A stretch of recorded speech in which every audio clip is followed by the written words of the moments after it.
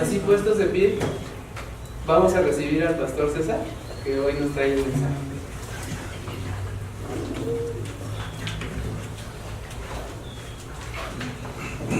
Listo, vamos a orar. Padre, te damos gracias en esta mañana porque tú estás con nosotros, tu amor es tan grande y tu misericordia también. Gracias, Padre, por tu palabra y por tu mensaje en esta mañana, en el nombre de Jesús. Amén. Amén. Amén. Voy a tomar su lugar, hermanos.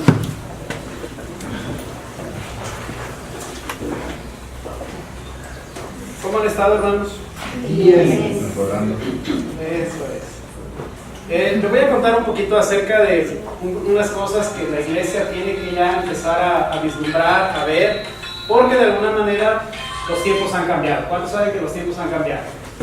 Entonces, muchas de las cosas que veníamos haciendo ya no son las mismas del día de hoy, y a veces nos quedamos en el tiempo cuando salía el gallito allí en los cornflakes y lo queremos ver siempre y todo eso. Nos cambian ya las imágenes de los productos. Usted puede ir al supermercado, va y busca un producto y ya le cambiaron la etiqueta y dice, ya no es el mismo, aunque es el mismo pero con otra presentación.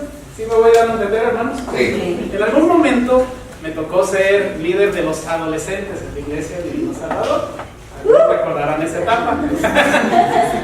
Y en esa etapa, hermanos, hicimos un campamento.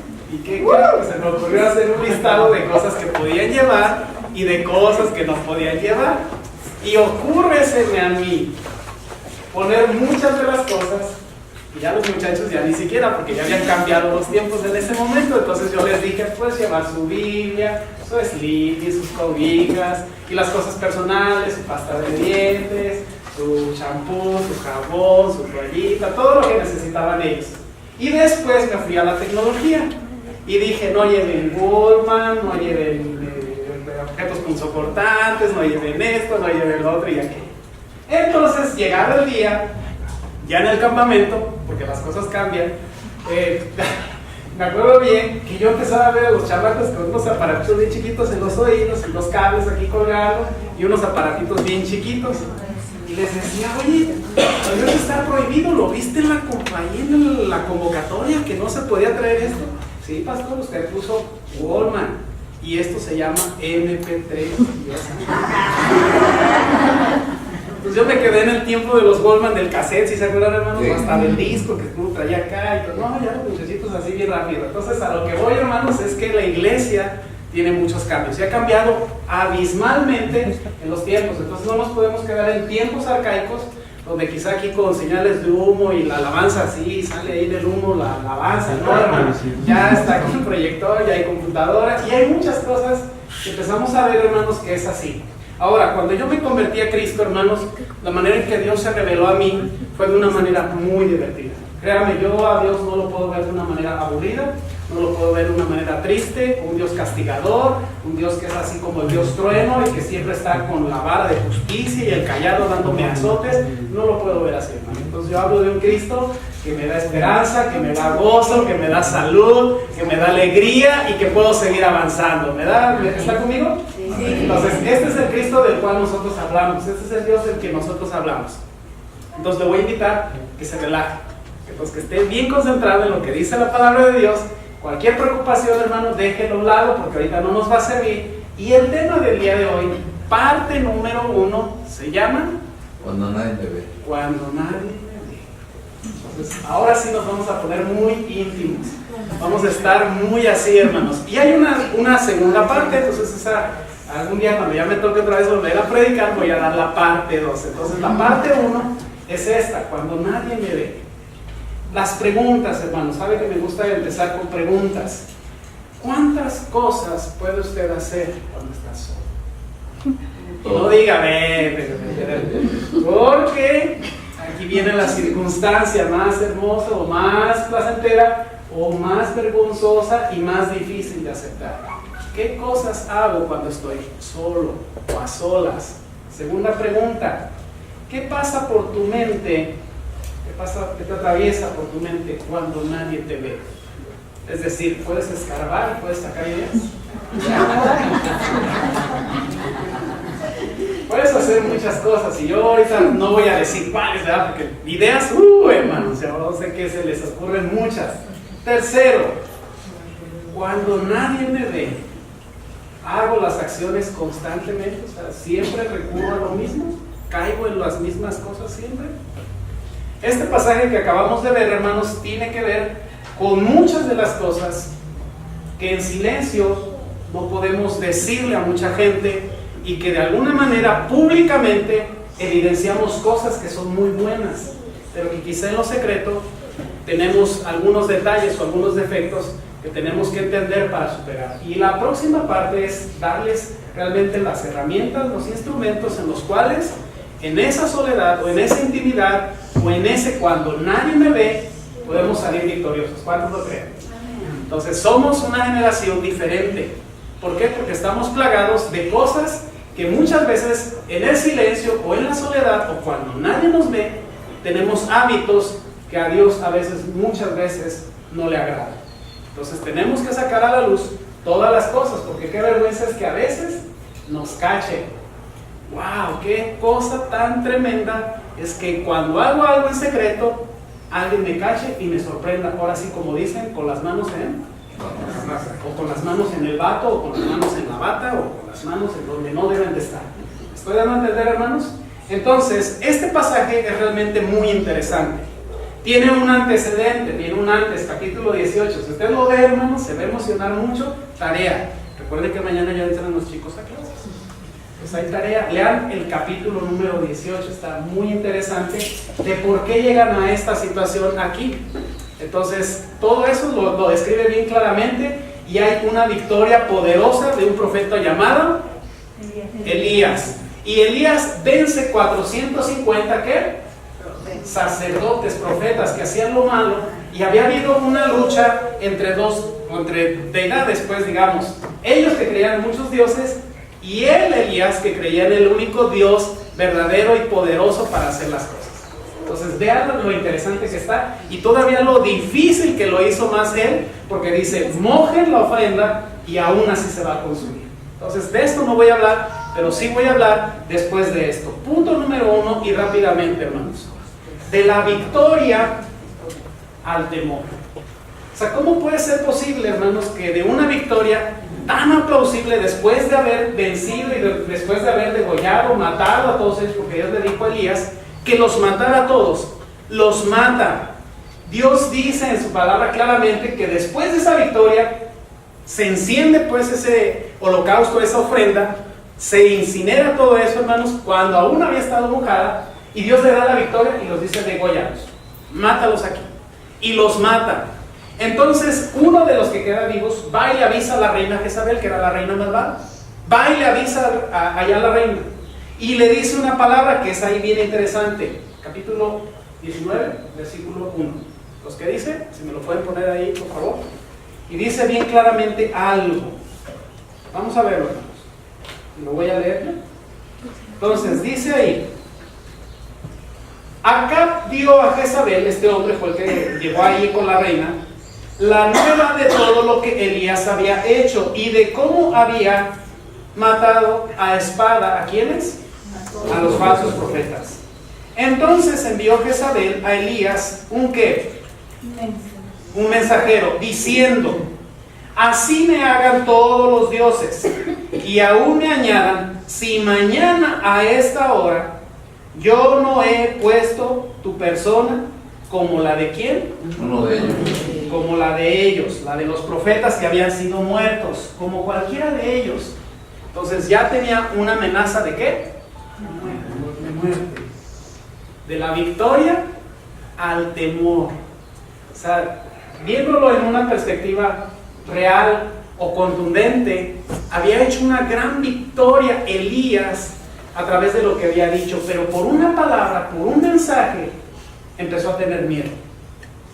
Ah, caray, me van a hacer lo mismo. Entonces empezó la carnalidad de él a aflorar. Todavía no estamos cuando nadie lo ve, estamos viendo solamente, hermanos, lo que dice ahí la palabra, de la victoria al peligro que él vio. ¿Cuántas veces, hermanos? Muchas veces nosotros venimos los días domingos, estamos aquí, sentimos la victoria, sentimos la presencia de Dios, el respaldo de Dios, pero vamos a casa y empezamos como a temer de las cosas que tenemos ahí palpables.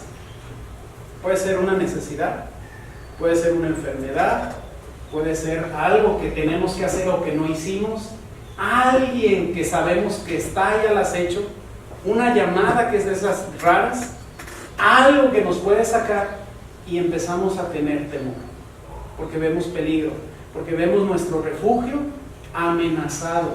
Y él se sintió luego amenazado. Recuerda, hermano, el diablo, Satanás, el enemigo, va primero a querer atemorizarlo. Hermano, la escritura dice, no temas. Lo dice en muchas palabras, no teman, no teman, no teman, no teman. Y lo está diciendo claramente, pero este hombre Elías se vino para abajo mentalmente y empezó a sentir escalofrío, una sensación diferente, empezó a sentirse incómodo, empezó a decir, ¿y ahora qué hago? Y ahora sí, con permiso, nos vemos, aquí los dejo, ¿verdad? Y ahí hagan lo que tengan que hacer. Y empezó a sentirse mal. Ahí no lo dice la escritura, versículo 3. Viendo pues el peligro, se levantó. ¿Y qué hizo? Se fue para salvar. Se fue para salvar su vida. ¡Wow! Un hombre que había matado 450 cuates, de repente dice, bueno, porque a mí se los dejo, le cambian el agua a los pericos, le dejan ahí las cosas, dejan hacia la casa, pero yo me voy. Empezó a sentirse diferente. Por eso le digo, de la victoria al temor. ¿Cuántos son hijos de Dios aquí? Amén. ¿Sienten el respaldo de Dios? Amén. Pero cuando dan una mala noticia, qué tremendo.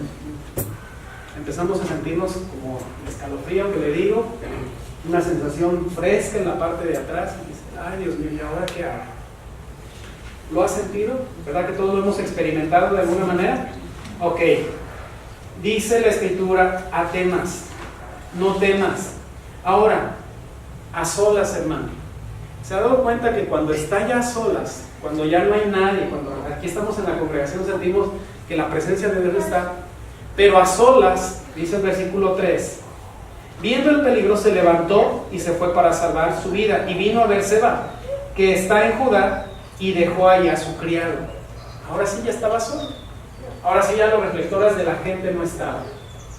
Cuando está a solas, hermano, los temores, las angustias, las tristezas, la melancolía, todo eso se potencializa.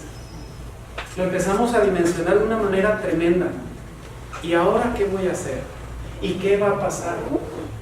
Y es la respuesta a veces, que es lo peor que podría pasar. Pues algunas veces el pastor nos lo ha mencionado en los mensajes matutinos. ¿Cuántos nos escuchan los mensajes matutinos? Y lo digo, hermanos, porque realmente es una práctica diaria el vivir la palabra. Y muchas veces no nos alimentamos o somos, como dice la escritura, destruidos por falta de conocimiento. Porque no vamos a la palabra y no repetimos. Todo lo puedo en Cristo que me fortalece. ¿Es difícil? No. Jehová es mi pastor, nada me. Entonces realmente es ejecutar y ejercitar la fe a través de los versículos bíblicos. Esto no es difícil. La cosa es en el momento, ¿cuál aplico para mi vida? Y si me sé uno, con eso sería suficiente para derrotar en ese momento ese pensamiento que se está exponiendo y cada vez más, y ya empezamos a imaginarnos más cosas negativas, y después de ese pensamiento más negativo, y más negativo, y más negativo, más negativo, y ya nos imaginamos, hermanos, que nos están tocando la marcha de la cucaracha. Ya murió la cucaracha, ya la llevan a enterrar, entre 4 centilotes y un ratón de sacristán. Pues ya nos imaginamos hasta el peor escenario. Pero ahí es donde tenemos que tener el freno, pero ahorita todavía no lo vamos a ver. Entonces, se levantó para salvar su vida y se fue nada más y nada menos que ¿a dónde, hermanos? Versículo 4. Y él se fue, ¿por dónde? Por el desierto. Por el desierto. O sea, ya con el temor, ahora sí, perdón, no puedo decir algo que no es bíblico, pero no eligió lo mejor. O sea, se fue al desierto, en vez de haber sido, no sé, un huerto, o no sé, un lugar verde y donde cambiara su perspectiva, se va al desierto. ¿Y en el desierto qué hay? No hay nada. No hay nada. Entonces dice el hermano, hay calor, hay sufrimiento, hay sed, hay dolor, hay angustia. Entonces se comenzó un camino por el desierto. Versículo 4. Un día de camino, y vino y se sentó debajo de un enebro. Yo no conozco botánicamente qué es un enebro. Si alguien lo conoce y lo sabe, algún día nos lo describe. Y deseando morirse, dijo. ¿Qué pensó decir él? Me quiero morir. Me van a... Y duele, si un nudo de corbata. ¿Ahora qué le pasé un afilado aquí? Prefiero morirme. La verdad, dijo eso. Entonces, dijo, basta ya, Señor, mejor tú quítame la vida. ¿Cuántos de nosotros, hermanos? Y lo digo con mucha alegría y no con tristeza, ni con llanto, ni nada de eso, pero ¿cuántos hemos deseado morirnos algún día? Ya, Señor, quítame la pila de litio y ya quiero estar desconectado. Quiero amanecer soñando 3 días después, pero no puede ser así. A veces Dios no cumple sus caprichos, hermano. Y no es que no, pero se fue tan debajo que pensó en su mente que nadie lo veía, que él solamente, para él era todo su problema. Todo era para él problema. Y ya sentía que lo seguían hasta los cactus, ya se con el cuchillo. Y deseó morirse. Realmente. Y dice el punto número 2, hermano. Cuando comienza el proceso de Dios. ¿Cuántos deseamos comenzar el proceso de Dios? Todos los días. Esto no se trata de pasar por desierto y ahora sí comienzo con Dios. No, Dios está siempre con nosotros. Pero aquí dice algo bien interesante en el versículo 4. Basta ya, oh Jehová. Ya se refirió a quién. Hasta ahí aparece Él. Siendo que en el momento recibe la amenaza de alguien y no dice Dios. Él dice, bueno, con permiso, aquí los dejo y yo, vámonos. Hasta aquí dice, bueno, basta ya, Señor, pero para algo de, Señor, quítame la vida, no soy yo mejor que mis padres. Estaba realmente, ahora sí como dicen, en la depre total en un ratito, ¿sí? Se le vino el mundo encima. Yo no sé si el mundo se voltea o cae así, no sé, pero todos decimos eso, se me vino el mundo encima y va. Si así, hermanos, si nos cae esta losa, no es el mundo todavía total. Imagínense, entonces, versículo 5.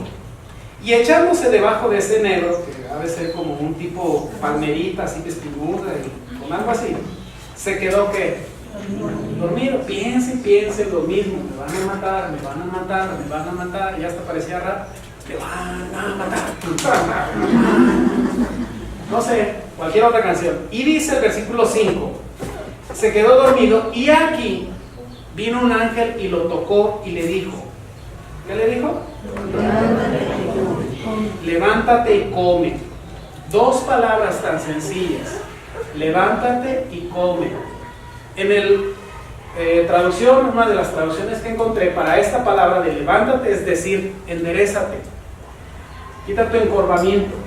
¿Por qué? Porque muchas veces, hermanos, cuando tenemos problemas, ¿cómo ve a la persona que está? Y le dice enderézate, levántate. Lo que está diciendo, pon tus lomos o tus cerviz derechas, es lo que está diciendo. Estabiliza tu mirada, porque el que está con problemas, ¿cómo está siempre? Agachado. Su mirada, ¿hacia dónde está? Hacia abajo. Y dice la Escritura: alzaré mis ojos a los montes. Pues no lo puede hacer así. Tiene que enderezarse, tiene que levantarse. ¿De dónde vendrá mi socorro? Mi socorro viene de Jehová, que hizo los cielos y la tierra. Wow. Levántate. Entonces le estaba diciendo él: enderézate, sabe cosas diferentes y come, toma fuerzas. Un día de camino, no dice que comió nada. ¿Cuántos de aquí han ayunado alguna vez? Médicamente, por salud, espiritualmente, lo que hayan hecho. ¿Verdad que se siente bien, padre? Y la tele le pone la hamburguesa escurriendo el queso y la cápsula y lleva 2 horas sin ayuno. Y el refresco así con el sudorcito y todo eso, y se oye así nada más, y los vidrios, los hielos y todo eso. ¡Qué rico, hermano! Pero si hay ayunado ese tiempo, le está diciendo el ángel: levántate y come. Aquí viene la preparación. Y echándose debajo del versículo 6, Entonces él miró y aquí a su cabecero, puesto acá casi al lado de él, ya sin tanto esfuerzo, una torta cocida de milanesa. Dice que siempre hablo de comida. Y entonces tenía la mostacita así, la lechuguita, el jitomatito y el aguacate que le muerde y se sale de un lado. ¡Ah, qué delicioso esto! No, una torta era en ese tiempo pan, pues. Pero yo se lo estoy traduciendo acá americanamente. Es una torta de milanesa, de chorizo, de la que esté de pastor, si quiere. Ese es el menú de los domingos. ¿Viste que el pastor dijo comiendo tacos al pastor y se le están saboreando bien sabroso? Y lo que se siente después, siento acá dolor. Se me hace que los hermanos están hablando de uno. Entonces dice aquí, ¿cuándo sucedió esto? Dice, la torta ahí, dice, una torta cocida sobre las ascuas. ¿Sí se han preguntado qué son las ascuas? Son las cenizas, carboncito encendido así. Sobre eso estaba así la tortita, bien calientita. La comió y después decía, comió y bebió y volvió a ¿qué? Otra vez la depre. Se levanta, come y otra vez a tirarse. ¿Ha visto gente que es así, hermanos? Siendo cristianos, comen y se van a encerrar otra vez a su cuarto. Yo lo he hecho alguna vez. Comen y se van. Cuando nadie, ¿qué? Los ve. Cuando nadie me ve. O eso creemos, que nadie nos ve. Moisés es un ejemplo de cuando nadie nos ve. Éxodo, capítulo 2, verso 1, verso 2 y verso 3. Y dice ese relato que estando Moisés ahí, vio a uno de los egipcios, gracias, y que estaba ahí abusando de los otros, y él sintió mucho coraje, y cuando dice que cuando sintió que nadie lo veía, ¿sí se acuerda de ese relato? Sí. Y él sintió que nadie lo veía. Hermano, hermana, todos los días somos observados. Por si no se había dado cuenta, buenas noticias. ¿Y quién cree que nos ve? No hay nada oculto para Él. Esa es una bendición. Dios cuida de nuestros sueños. ¿Se ha dormido? Sí. ¿A dónde se va? Dios lo cuida. En paz me acostaré, así mismo dormiré. ¿Me haces dormir qué? ¿Cuántos confían en eso? O sea, usted ese programa va a quitar su mente y deja su cabeza al alma y no, Dios cuida de nosotros. Cuando nadie nos ve, cuando se baña a solas, nadie lo verá. Pero cuando usted entra en intimidad y dice, Dios, permítenos tantito. ¿Verdad que no?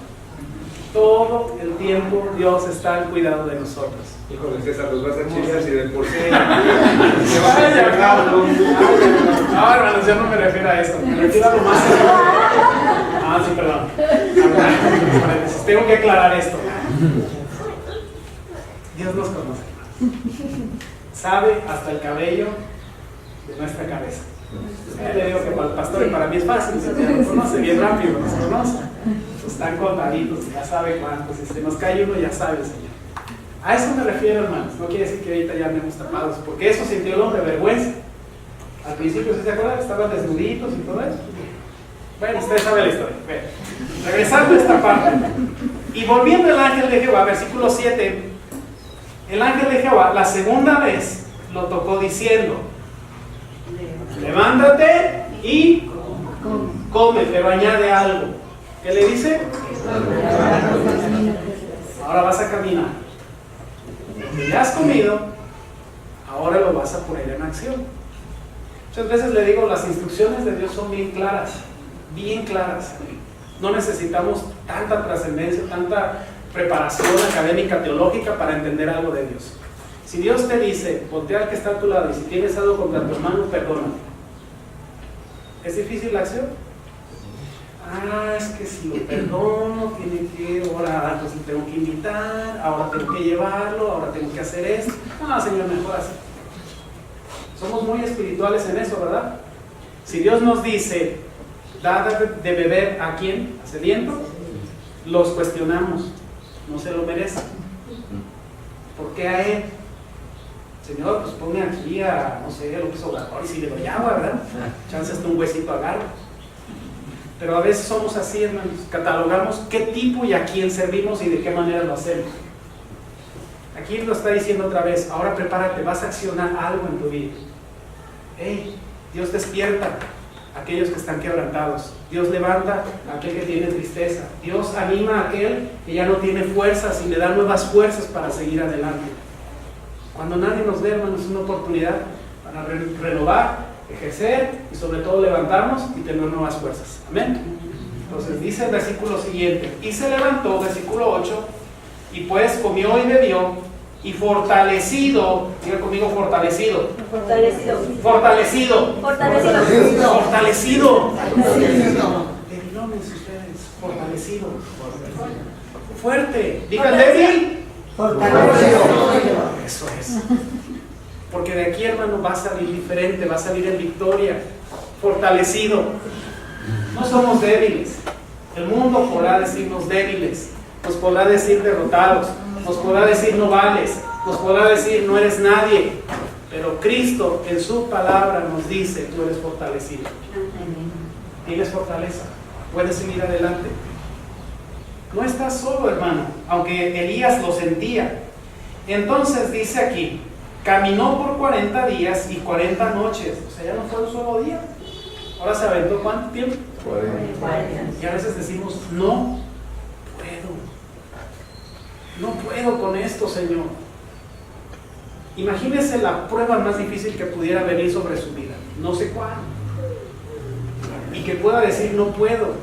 Fíjese, caminó primero un día y después de estar en el Señor, 40 días. O sea, podemos entender algo de la Escritura. Dios, en la prueba aún más difícil, la dificultad más tremenda que tengamos, nos dices: tú puedes, hijo mío. No hay nada difícil para mí, yo camino contigo. ¿Y caminó cuántos días? 40. No dice que le dio lonche, no dice agárrate el topper por si se te olvida algo, no. Dice camina, y empezó a caminar y entendió lo que Dios le estaba diciendo. Entonces, después de esto, aquí es donde viene lo crucial o lo culminante. ¿Ha visto esas películas emocionantes de acción? Sí. ¿Verdad que hay un clímax así como ¿qué va a pasar? No sé si los van a matar o no, si va a hacer esto o no. Entonces aquí viene esta parte, versículo 9. Esta es la parte que nos interesa, hermano. Cuando nadie me ve. Aquí es como el de la película, lo que va a detonar la historia. Versículo 9. Y allí se metió en una ¿qué? Cueva. En una cueva. Entonces, de desierto, ¿a dónde pasó? A una cueva. Aquí hay algo interesante que tenemos que ver y vislumbrar acerca de esto. Se metió en una cueva donde pasó la noche y vino palabra de Jehová, el cual le dijo: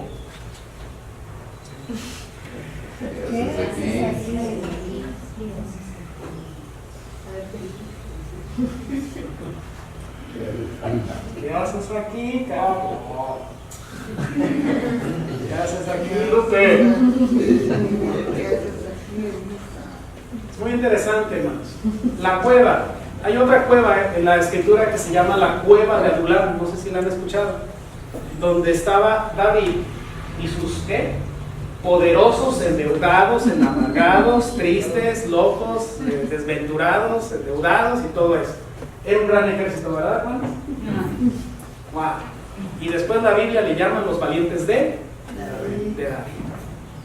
Se metieron en una cueva, pasó un proceso y algo sucedió ahí. Entonces Dios le habla palabra y le dice: ¿qué haces aquí, Elías? Y le dice: Señor, he sentido un vivo celo por ti, tu pacto. O sea, te olvidaron, le está diciendo a Dios. Han derribado tus altares y han matado a espada a tus profetas, y solo yo he quedado. Soy la única Coca-Cola que quedó en el desierto, Señor. 40 días caminando por el desierto y yo soy la última coca. Aquí estoy, Señor. Heme aquí, envíame a mí. No hay nadie que valga la pena. Señor, del linaje escogido no hay nadie que quede. Sola quedamos el Paz y yo. Si no hago votos, bueno, me va a tocar la segunda parte, hermano. Y dice, y él dijo, Dios le dijo, sal, ¿qué? Fuera. Sal fuera. ¿Qué le dijo? Sal fuera. Sal fuera.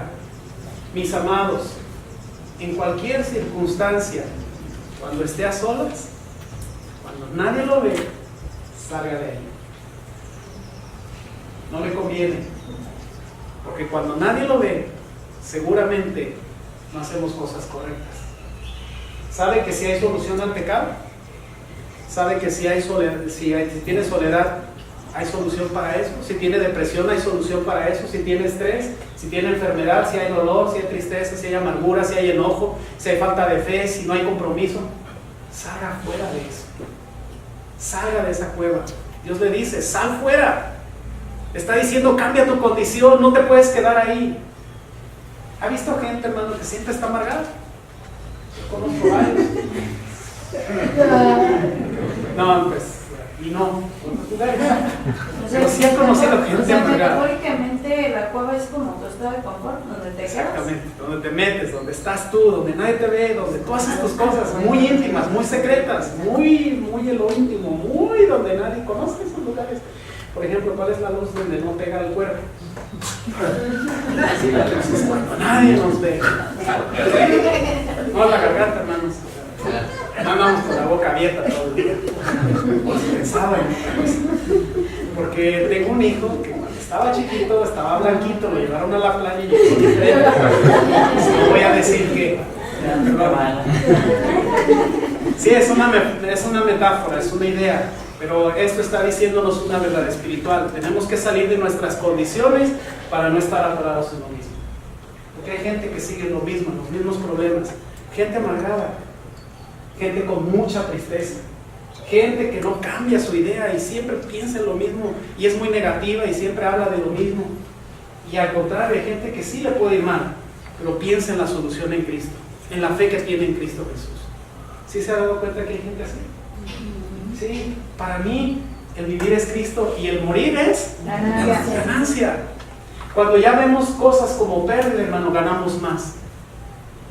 Cuando perdemos todo lo tenemos por pérdida, dice Pablo, como basura, entonces empezamos a ganar más. Piensa el peor escenario, por eso le digo, ¿y qué sería lo peor que pudiera pasar? ¿Qué sería lo peor que pudiera pasar? Es que si pasa esto, ¿qué sería lo peor que pudiera pasar con eso? Y es que ¿qué tal si México se vuelve en guerra y todo eso? ¿Qué sería lo peor que pudiera pasar? Y es que si vienen los extraterrestres y nos llevan, eso nunca va a pasar. ¿Qué sería lo peor que pudiera pasar? Hermanos, y si vienen aquí ahorita empiezan a darnos una rafagueada aquí a todos, ¿qué sería lo peor que pudiera pasar? Vamos adelante a la presencia del Señor. No podría pasar nada más malo que lo que Dios ya tiene bajo control. Por eso cuando nadie nos ve, dice ahí, sal fuera y ponte en el monte delante de Jehová. Y aquí que Jehová pasaba y un grande y poderoso viento que rompía los montes y quebraba las peñas delante de Jehová, pero Jehová no estaba ahí. Porque a veces queremos ver a Dios en cosas grandes. Si tiembla, entonces sentiremos la presencia de Dios. Si llueve y truena, los relámpagos dicen la voz del Señor. Entonces ahí sí es Dios. Y empiezan una serie de eventos, hermano, que son 4 los que suceden ahí, que está tremendo esto. Grande y poderoso viento. Segundo, después vino en un terremoto. ¿Y Dios estaba ahí? No. Y después dice que vino en un fuego. ¿Y Dios estaba ahí? No. Eran cosas físicas y cosas visibles. Pero después dice que se apareció como un silbo, apacible y delicado. Y ahí está la sensación más hermosa y más placentera. El Dios de templanza, el Dios de paz, el Dios que hace lo que los mares se calmen.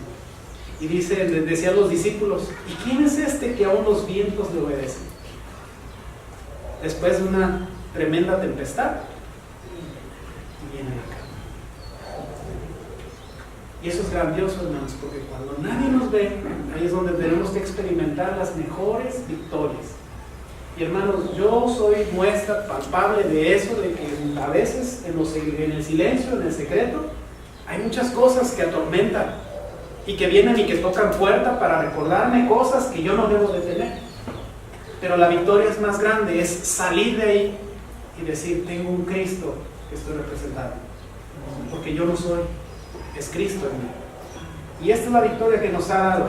Entonces, hermanos, para terminar con esta parte, y él le respondió, lo mismo, versículo 14, he sentido un vivo celo por Jehová, Dios de los ejércitos, porque los hijos de Israel, vuelve a repetir lo mismo, te han negado, Señor, ya no están contigo, y no está diciendo esto.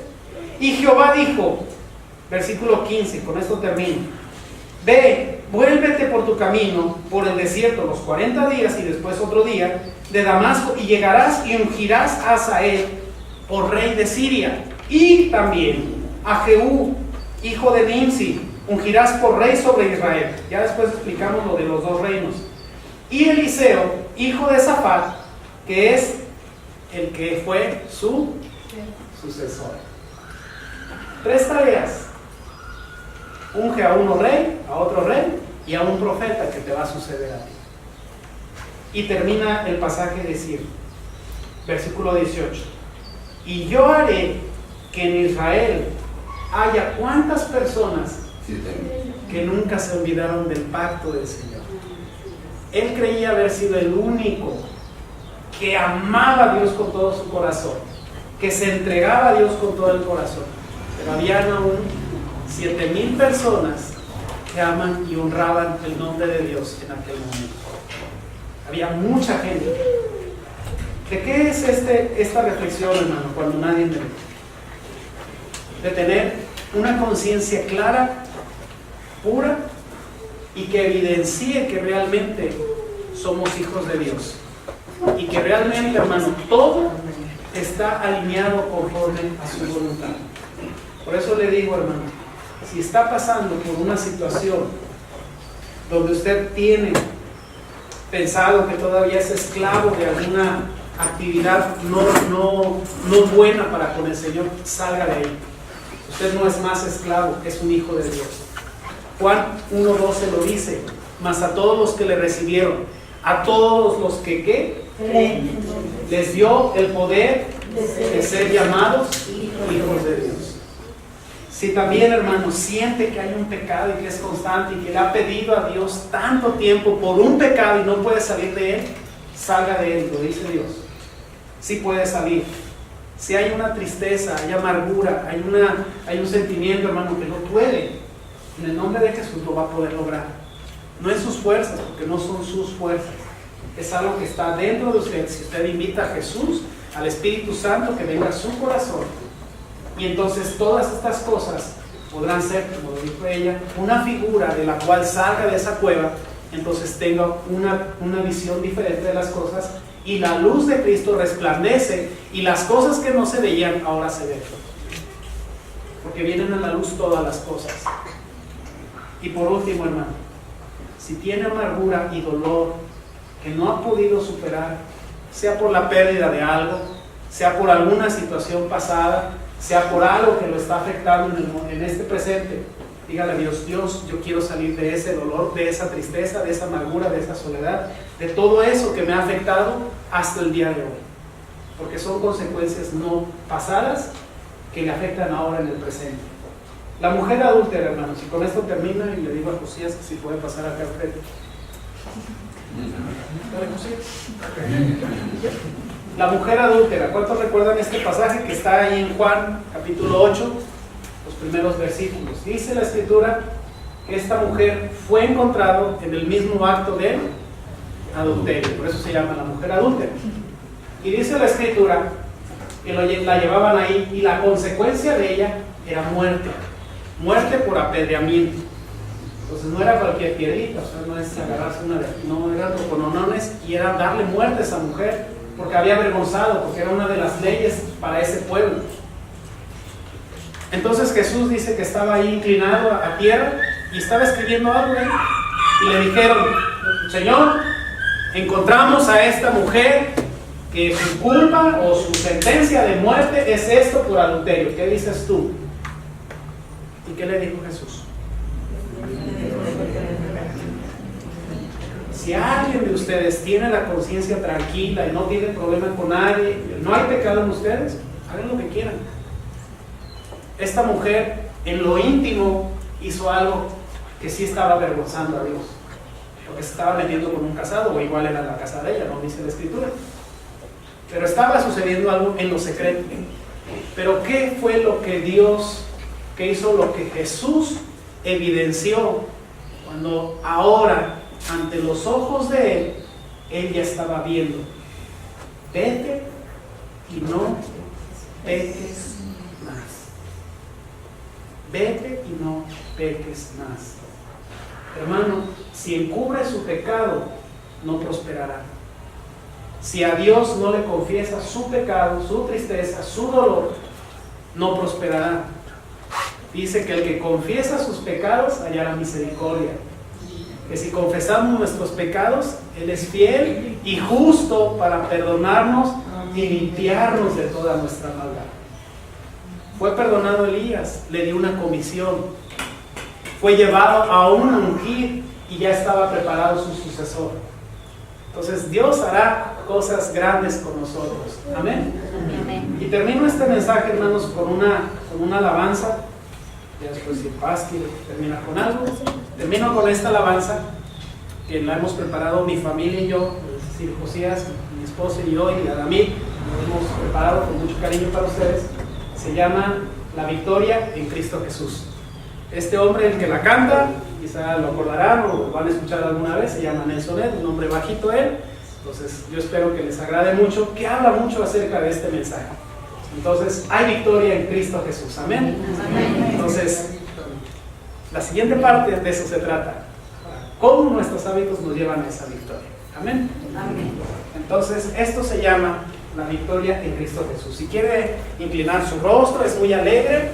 Si quiere estar pendiente de lo que dice la letra, pues nos vamos a esforzar mucho, José y yo, para que quede muy claro que las victorias son de Cristo Jesús. Que lo que esté pasando, hermano, Cristo le ha dado la victoria. Entonces ya no soy yo, es Cristo el victorioso en mi vida.